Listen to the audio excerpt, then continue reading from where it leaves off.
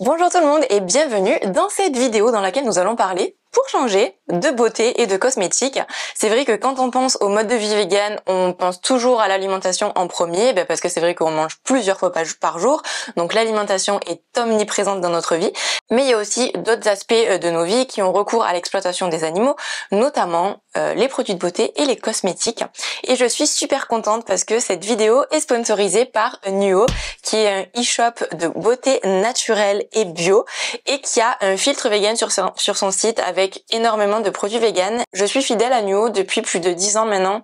Ça fait 10 ans que je commande de toute ma routine sur leur site, mais on reparlera de après. Avant de passer dans le vif du sujet, je voudrais faire un petit point sur qu'est-ce que c'est un cosmétique vegan, qu'est-ce que c'est un cosmétique non testé sur les animaux, parce que je pense qu'il peut y avoir pas mal de confusion sur ce sujet. Donc déjà, première chose, un cosmétique ou un produit de beauté peut ne pas être vegan. Ça signifie que dans les cosmétiques, on peut retrouver des ingrédients d'origine animale, notamment tout ce qui est produit de la ruche, ça c'est assez courant, la cire d'abeille. Alors aujourd'hui, c'est possible de produire une cire synthétique, mais plus majoritairement c'est surtout la cire d'abeille qui est utilisée, et puis pas mal d'autres produits de la ruche comme le miel, la propolis, la gelée royale qu'on retrouve beaucoup dans les produits de beauté. On a aussi le carmin qui nous permet d'avoir un colorant rouge, notamment dans les rouges à lèvres, dans les fards à paupières, dans les blushs, et en fait le carmin, pour l'obtenir, on prend un petit insecte qui s'appelle la cochenille, on broie son corps vivant et ça va nous donner une pigmentation rouge. Donc on le retrouve dans les cosmétiques mais pas que, puisque dans les produits alimentaires, si vous faites de la pâtisserie, que vous cherchez des colorants, que ce soit en poudre ou en gel ou autre ou liquide, si vous cherchez des teintes un petit peu rouge, orangé, rose, vous êtes quasi sûr que vous allez avoir du carmin à l'intérieur.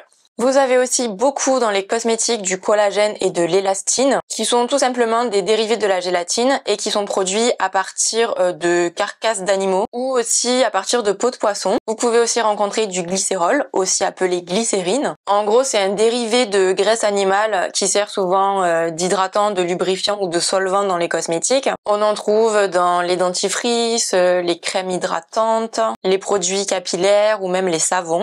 Il existe de la glycérine végétale qui est utilisée de plus en plus, heureusement, mais qui est beaucoup plus onéreuse. On peut aussi retrouver de la kératine qui est une protéine qui constitue principalement les poils, les cheveux, les ongles, mais aussi les becs, les cornes. Elle est très utilisée dans les produits capillaires pour renforcer les cheveux. On a aussi la soie qui est souvent utilisée sous forme de protéines de soie dans les cosmétiques. On en trouve beaucoup dans les soins capillaires, notamment les colorations. Et pour fabriquer la soie, les vers à soie sont ébouillantés vivants directement dans leur cocon pour qu'on puisse récupérer ce cocon en fait sans l'abîmer. Ensuite, on va retrouver tout ce qui est lait et dérivés de produits laitiers, donc la caséine, qu'on retrouve pas mal dans les produits pour cheveux, le lactose, souvent dans les lotions hydratantes, et puis plein d'autres dérivés du lait. Et nous avons aussi la lanoline, qui est une graisse récupérée à partir de la laine de mouton qui permet d'avoir une texture cireuse. Elle est pas mal utilisée dans les cosmétiques, notamment dans les soins capillaires, dans les rouges à lèvres, dans les glosses, dans les soins du visage. Bref, ce n'est qu'un petit échantillon d'ingrédients d'origine animale que vous pouvez retrouver dans les cosmétiques, il y en a énormément. Donc ça c'est pour les cosmétiques vegan ou pas vegan. Maintenant on peut avoir des cosmétiques vegan dans leur composition mais qui sont testés sur les animaux. Et vous allez me dire mais Marie, c'est pas interdit dans l'Union européenne les tests sur les animaux? Alors oui et non. En théorie, les tests sur les animaux pour les produits cosmétiques et leurs ingrédients sont interdits dans l'Union européenne depuis 2009. La vente de produits cosmétiques et d'ingrédients testés sur les animaux a été interdite dans l'Union européenne en mars 2013. Mais malgré ces interdictions, il y a une structure qui a été créée dans l'Union européenne qui s'appelle l'Agence européenne des produits chimiques qui continue à exiger des tests sur les animaux dans le cadre de la réglementation REACH. Vous avez sûrement déjà entendu ce nom, c'est le plus gros programme d'expérimentation animale dans le monde et ce plan REACH va complètement à l'encontre des interdictions qui ont été faites dans l'Union européenne par la législation. Du coup, avec ce plan REACH, il y a certains ingrédients qui sont soumis à des tests sur les animaux, notamment des substances en fait qui sont considérées comme nocives pour l'humain, ce qui signifie qu'un produit peut être cruelty-free, mais que ces ingrédients peuvent avoir été testés sur les animaux. Sachant que ce programme REACH, cette loi REACH, ne tient pas du tout compte du fait qu'il y a des ingrédients qu'on utilise depuis très longtemps, depuis la nuit des temps, j'ai envie de dire. On sait très bien que ce sont des substances qui sont pas du tout nocives pour l'humain Et pourtant, il y a encore des substances comme ça qu'on utilise depuis très longtemps pour lesquelles la loi REACH exige des tests sur les animaux. Et il faut savoir aussi que ce plan REACH rejette totalement les méthodes qui ne font pas intervenir en fait des expérimentations sur des animaux. Parce que oui, des méthodes sans animaux, c'est possible et ça existe. Bref, c'est un milieu qui est quand même très opaque et je vous conseille un livre qui est merveilleux qui s'appelle Profession animale de laboratoire de Audrey Jougla. Alors honnêtement, c'est un livre qui m'a retourné le bide.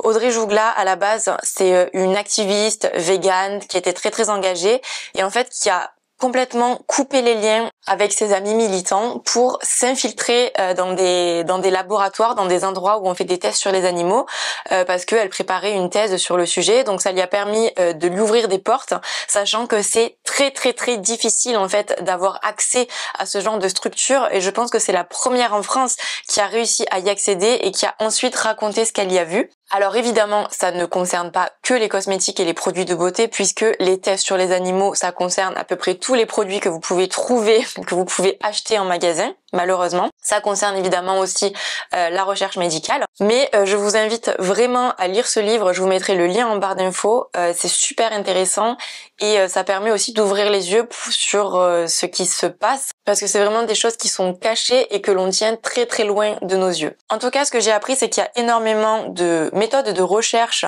qui n'ont pas besoin d'impliquer des animaux. Mais vous allez me dire, mais pourquoi alors on continue à tester sur les animaux vu qu'il y a des alternatives qui existent? Eh bien tout simplement, le milieu de la recherche c'est quand même un milieu qui est très archaïque et qui aime pas trop le changement. Et il faut savoir que les chercheurs, quand ils ont besoin de publier en fait, ils ont besoin de publier des recherches. Et quand ils font des recherches, ils ont besoin de subventions. Et il se trouve que si ils n'utilisent pas d'animaux, ils ont très peu de chances d'avoir des subventions.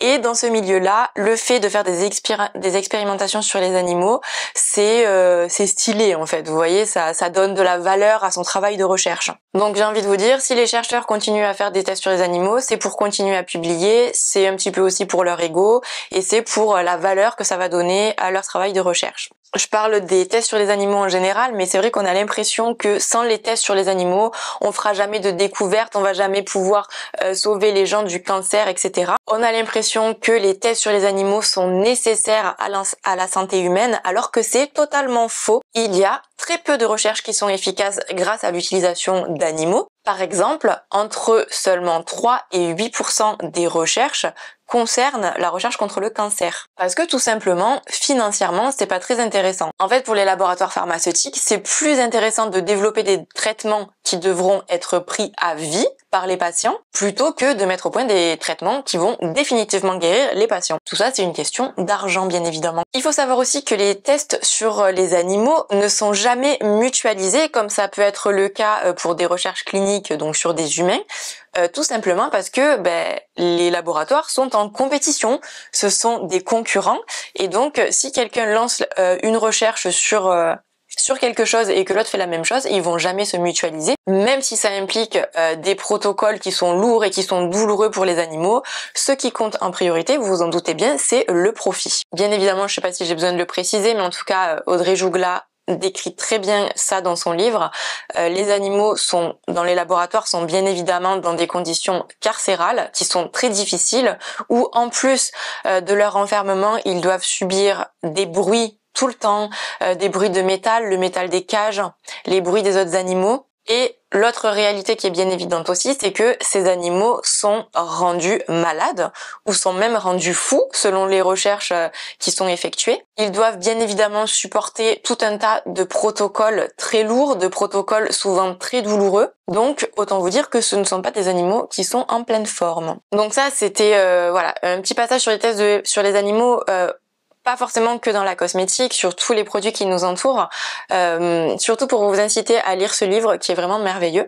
Et je voulais aussi vous faire un petit point sur le marché chinois. Donc là, on repart sur les produits de beauté et les cosmétiques parce que le marché chinois est particulier. La Chine est très connue pour pratiquer des tests sur les animaux en matière de cosmétiques. Et pour commercialiser des produits sur le marché chinois, les marques sont contraintes par la législation en vigueur de pratiquer des tests sur les animaux sur les produits qu'elles vont vendre sur le marché chinois. Se pose donc la question des marques qui sur le papier sont irréprochables en Europe, mais qui vont commercialiser leurs produits sur le marché chinois parce qu'elles n'ont pas envie de se priver de ces parts de marché bien juteuses. Donc en Chine, les produits cosmétiques ne sont pas tous contraints d'être testés sur les animaux. Ça dépend en fait des catégories de produits. En gros, on distingue en Chine 2 catégories de produits. La première, c'est les cosmétiques ordinaires qui n'ont pas de fin thérapeutique et qui ne sont pas voués à changer le corps en profondeur. Donc ça va être tout ce qui est maquillage, soins visage et corps, parfum, dentifrice, etc. Et ensuite on a les cosmétiques spéciaux qui sont voués à changer le corps ou qui ont des fins thérapeutiques. Donc là on va parler de produits dépilatoires, de produits minceurs, de protection solaire, de déodorants, de coloration pour cheveux, de produits anti-âge, etc., etc.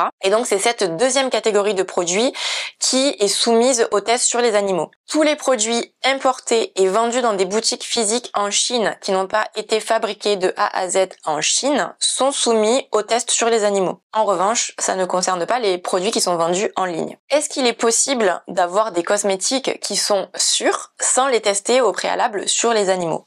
Bien évidemment, la réponse est oui, et il y a énormément de marques, heureusement, qui sont cruelty-free depuis des décennies. En fait, les tests de toxicité d'un produit sur les animaux partent du principe que l'effet d'un produit ou d'un ingrédient peut fournir des informations qui vont permettre de prédire ce qui va se passer chez l'humain. Mais c'est pas forcément réellement le cas. Il y a plein de tests sur les animaux qui sont exigés par la loi et qui ne sont pas validés parce que leur base scientifique, leur fiabilité et leur pertinence sur les humains ne sont pas du tout démontrés de manière satisfaisante. Et même les tests qui sont validés peuvent ne pas être fiables parce qu'il y a des différences biologiques entre les humains et les animaux qui sont couramment utilisés pour les tests de toxicité. Il faut aussi penser au fait que dans les laboratoires, les animaux sont exposés à des doses complètement excessives que nous on n'aura jamais dans des conditions qui sont pas du tout naturelles et dans des conditions qui sont extrêmement stressantes. Donc finalement, c'est pas si étonnant que ça que ce soit pas très pertinent pour les humains et que des alternatives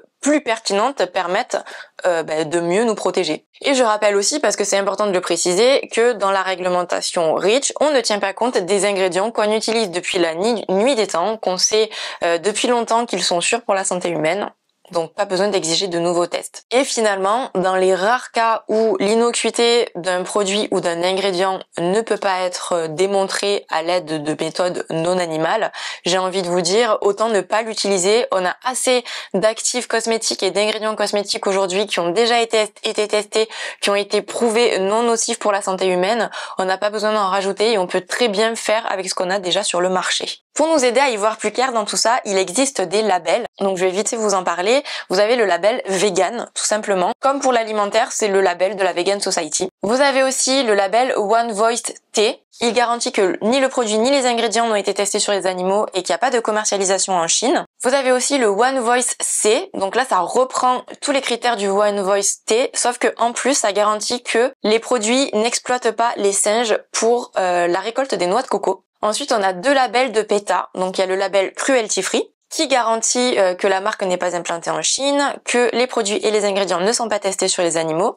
Et ensuite, on a le label Cruelty Free et Vegan de PETA, qui, en plus de garantir que y a pas d'implantation en Chine, que les produits et les ingrédients ne sont pas testés sur les animaux, ça garantit aussi que les produits sont véganes et ne contiennent donc aucun ingrédient d'origine animale. Et il y a aussi un label qui est un petit peu moins courant, c'est le label Leaping Bunny, qui garantit que la marque n'est pas implantée en Chine et que ses produits et ses ingrédients ne sont jamais testés sur les animaux. En tout cas, donc il faut savoir que les labels ne sont pas infaillibles et surtout ces labels peuvent concerner seulement certains produits et pas les marques de manière globale. Donc il faut toujours regarder chaque produit qu'on veut utiliser, même si on sait que dans cette marque il y a eu d'autres produits qui étaient potentiellement vegan et cruelty free. C'est peut-être pas le cas de toute la gamme. Et enfin, il faut aussi savoir que certaines petites marques véganes ne sont pas forcément toujours labellisées. C'est pas pour autant qu'il faut les ignorer et je pense qu'il y a beaucoup de marques qui ne savent pas que la plupart de ces labels sont gratuits. Il y a beaucoup de labels qui malheureusement coûtent cher, donc certaines petites marques peuvent pas se les payer, mais par exemple les labels de PETA sont gratuits.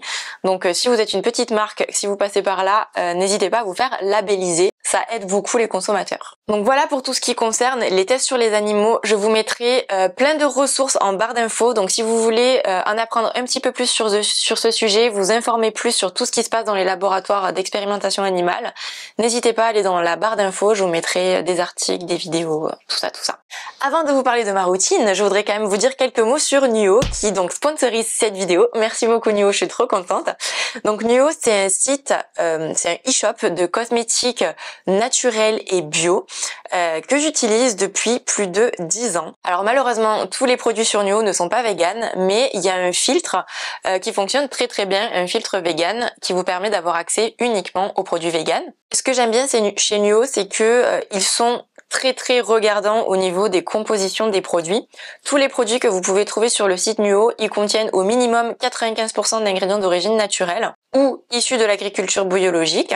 Et ils font aussi de plus en plus de zéro déchet. Il y a beaucoup d'éthiques derrière ce site.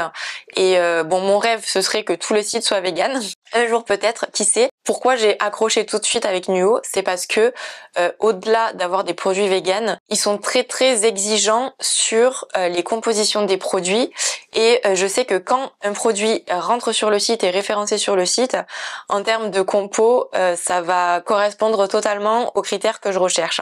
Donc moi, il faut savoir que je me suis mise assez rapidement à la cosmétique naturelle parce que j'ai eu des problèmes d'acné. Quand je me suis motivée à prendre ma peau en main et que j'ai fait des recherches, je me suis rendu compte que ce que je mettais sur ma peau, ça n'allait pas du tout. Et c'est là que j'ai commencé à utiliser des produits naturels et majoritairement bio pour ma peau.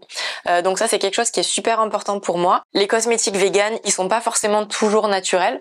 Donc c'est pour ça que j'aime bien avoir ce mélange des deux, à la fois mon filtre vegan qui m'aide beaucoup quand je fais mon shopping et à la fois les compositions qui sont vraiment excellentes et où je sais que j'aurai pas de problème de peau. Ce que j'aime beaucoup aussi chez Nuo, c'est que ils référencent plein de petites marques de niche qui sont assez confidentielles, mais avec de super produits, de super compos, de beaux engagements. Et c'est ça que j'aime bien aussi. Alors je vous avoue que je suis assez fidèle à ma routine beauté. Je suis pas trop du genre à tester tout le temps plein de nouveaux produits parce que, comme je vous dis, j'ai eu pas mal de problèmes de peau par le passé. J'ai eu de l'acné, ça m'a beaucoup complexé. Et le fait d'avoir trouvé une routine qui me convient avec des produits qui me conviennent, bah tout simplement ça m'a rendu fidèle à ces produits. J'ai pas envie d'agresser ma peau avec des choses qui pourraient ne pas lui convenir. Donc c'est vrai que je reste assez souvent sur les mêmes produits. Si vous ne connaissez pas Nuo, je vous invite à aller faire un petit tour sur le site, à cocher évidemment le filtre vegan et puis vous allez sûrement faire plein de jolies découvertes de petites marques de niche confidentielles mais qui sont vraiment trop cool. Donc je vais vous présenter maintenant ma routine beauté. Donc quasiment tous les produits que je vais vous présenter sont disponibles sur le e-shop de Nuo. Il y a juste 2-3 produits que j'achète ailleurs, mais je vous dirai lesquels c'est. Et je vous mettrai bien évidemment tous les liens de chaque produit en barre d'infos. Si vous voulez avoir exactement les mêmes teintes, etc., vous avez qu'à cliquer et vous serez directement sur le bon produit. Commençons par le matin. Alors tout simplement, le matin, je me lève et je viens appliquer de l'eau florale de Titri sur mon visage avec des petits cotons zéro déchet qui ont été cousus même par ma maman. Donc du coup le matin je me nettoie la peau avec ça. C'est une eau florale de Titri de la marque Floram. Alors il faut savoir que Floram c'est pas une marque qui est 100% vegan parce qu'il y a certains produits qui contiennent de la cire d'abeille. Mais ce produit est vegan, n'est pas testé sur les animaux et n'est pas commercialisé en Chine. Pourquoi je prends du Titri? Ils ont plein d'autres références en termes d'eau florale.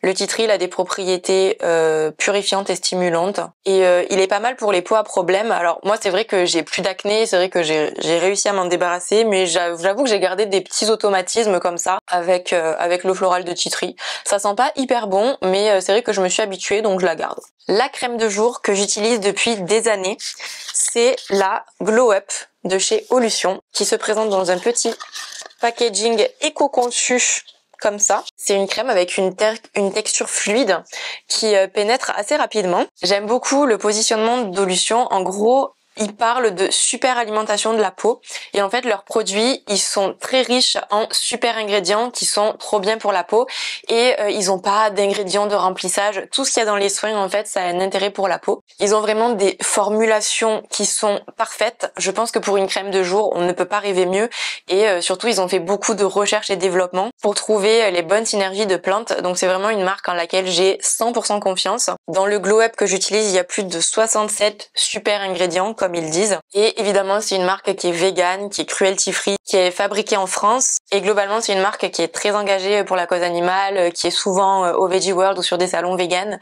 Donc je vous recommande, ils ont des super produits et des super engagements. Il y a aussi une crème pour laquelle j'ai craqué il y a quelques années. Je l'avais reçue en envoi presse et j'ai eu un coup de cœur. C'est très rare hein, que je teste des nouvelles crèmes de jour. Mais alors celle-ci, j'ai tellement kiffé la texture et le parfum que je l'ai gardée de temps en temps.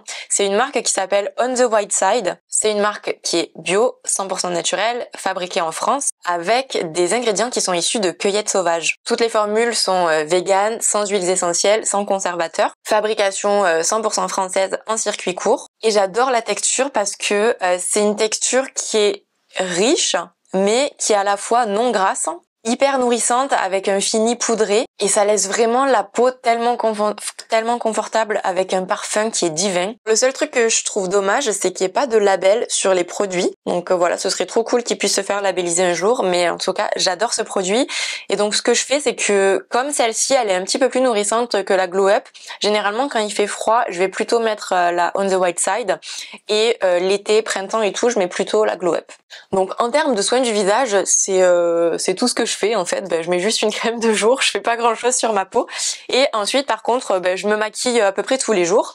Bon, il y a des jours où je me maquille pas, mais c'est quand même généralement je me fais un make-up un petit peu léger, comme aujourd'hui en fait. Et donc depuis des années, j'utilise du maquillage minéral, notamment la marque Lily Lolo. J'ai donc un fond de teint minéral Lily Lolo. Donc j'utilise la teinte Cookie. C'est un fond de teint minéral qui est SPF 15. Et en fait, je me suis habituée au maquillage minéral depuis que j'ai eu ces problèmes d'acné.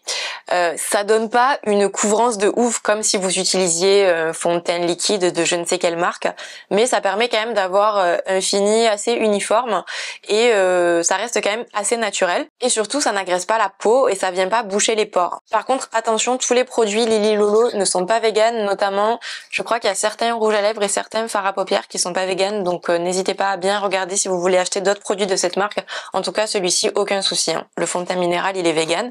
Et donc, si vous ne connaissez pas le maquillage minéral, en fait, c'est un maquillage qui est composé uniquement de minéraux naturels broyés. Donc, par exemple, du mica, de l'oxyde de fer, oxyde de zinc, silice, etc. Donc, en fait, c'est un maquillage qui se veut 100% naturel, composé uniquement de minéraux. On dit qu'il est naturellement antimicrobien et en fait, il a aussi, en plus de maquiller la peau, il a un petit peu une dimension soin. Mais en tout cas, il empêche un petit peu ce cercle vicieux où on va essayer de venir masquer ses imperfections avec du maquillage qui va être du coup couvrant et qui va obstruer les pores. Et l'état de la peau continue à s'aggraver. Donc nous, derrière, on continue à appliquer des produits couvrants, obstruants, etc. Et donc, c'est un cercle vicieux. Et le maquillage minéral, en fait, ça vient lutter contre ça. Donc c'est idéal pour les peaux sensibles, les peaux irritées, les peaux réactives, les peaux acnéiques, dont je faisais partie à l'époque, ou même les peaux qui sont allergiques au maquillage traditionnel. Et donc moi, ce que j'avais bien aimé avec le maquillage minéral, c'est que en plus d'être non comédogène et de laisser la peau respirer, ça contient aussi plein de minéraux qui ont des propriétés cicatrisantes, anti-inflammatoires, etc. Et donc à l'époque, quand j'avais une peau acnéique, c'était hyper intéressant pour ça. J'ai continué à l'utiliser parce que j'ai senti que c'était bon pour ma peau. Je pense que ça m'a aidé à me sortir de cette période d'acné, qui remonte maintenant à pas mal d'années. Mais j'ai gardé cette routine-là avec ce produit parce que je le trouve vraiment bien. Du coup, pour le blush, c'est pareil. J'ai le blush minéral de chez Lily Lolo, donc même propriété. Et donc j'utilise la même teinte depuis très longtemps, c'est la teinte Flushed que je vous mettrai aussi en barre d'infos si vous voulez voir exactement la même teinte. Alors ensuite, ça fait pas très longtemps que je maquille mes sourcils. En fait, c'est depuis que j'ai suivi la formation maquillage des yeux de mon amie Héloïse Monchablon et je me suis rendu compte qu'en fait, ça faisait quand même bien la diff de se dessiner les sourcils. Et donc alors j'ai pris vraiment un truc pas très cher avec une petite brosse au bout pour se brosser les sourcils après. C'est la marque Boho Green. C'est un crayon vraiment tout ce qu'il y a de plus classique que je vous mettrai aussi en barre d'infos. Passons au mascara. Alors, j'ai deux mascaras préférés. Un mascara naturel qu'on retrouve sur le site de Nuo et un que je vais acheter chez Sephora. Franchement, c'est le seul produit pour lequel j'accepte de mettre les pieds chez Sephora. Donc je vais vous en parler en premier. c'est la marque Kat Von D Beauty et c'est le mascara Go Big or Go Home.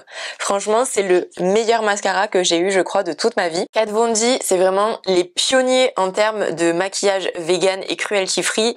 Toute la marque est vegan et cruelty free. Ils ne vendent pas en Chine, ils refusent d'aller vendre en Chine. C'est une marque qui est hyper engagée pour la cause animale. Par contre, c'est pas des compos naturels, on n'est pas sur du bio, du naturel, etc. C'est pas du tout ce qui est revendiqué.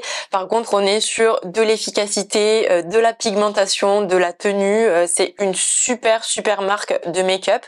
Et ouais, comme je vous disais, il y a que pour ce mascara que je mets les pieds dans un Sephora. Mais en tout cas, alors je sais pas si vous allez voir, je le porte aujourd'hui. Je me rapproche, je porte ce mascara aujourd'hui et je trouve que il sépare super bien les cils, il apporte du volume, de la longueur, il fait vraiment un côté bien noir. Et en fait, moi je me maquille pas beaucoup, en fait je me mets que du mascara au niveau des yeux. Donc j'ai besoin d'avoir un bon mascara et vraiment celui-là, il a un rendu de ouf. Si vous avez l'occasion de l'essayer, je pense que vous allez l'adopter.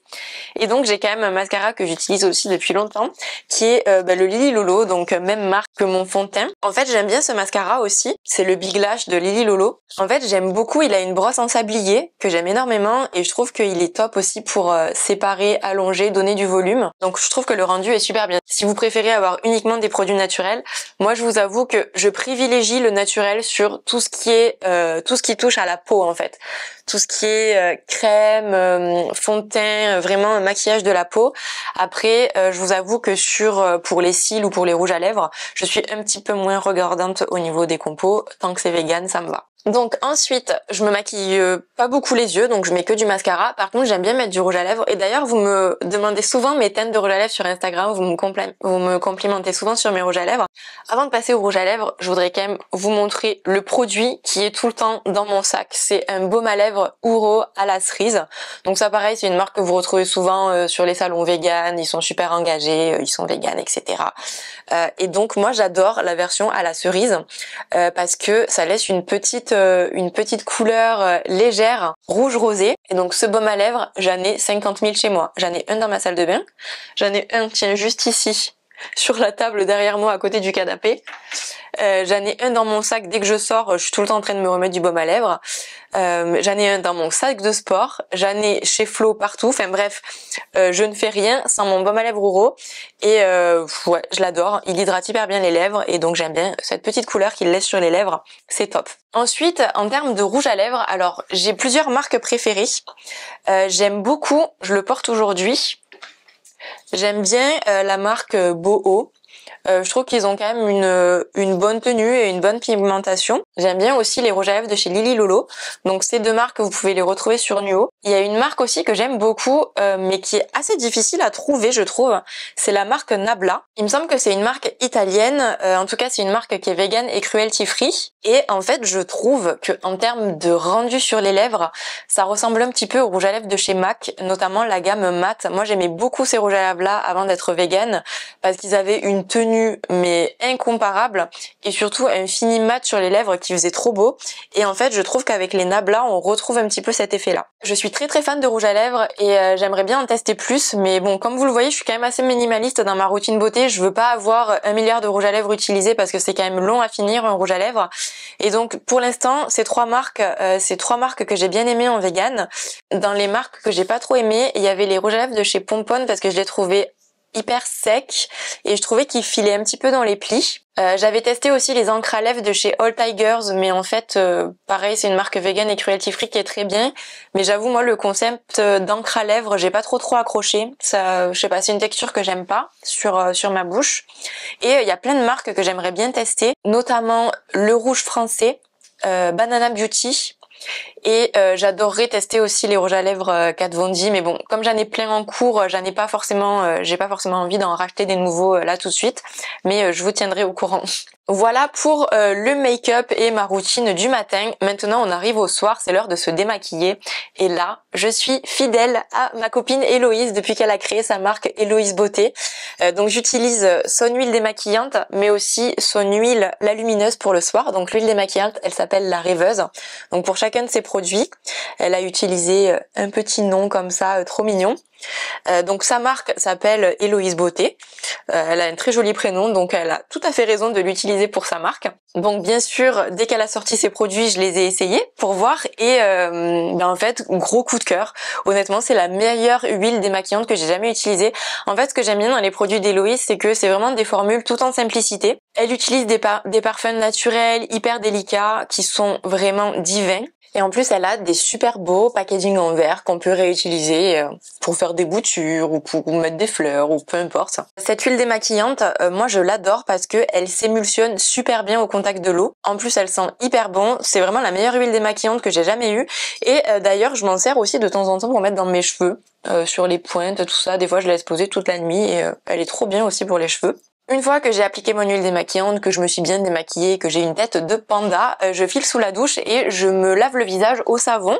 Et alors pour les savons, c'est vrai qu'aujourd'hui il en existe pléthore, mais j'avoue que je suis assez fidèle à Clémence et Vivien. Notamment cette référence qui est le chérubin, qui est normalement fait pour les enfants et les bébés. C'est un savon saponifié à froid qui est sans parfum.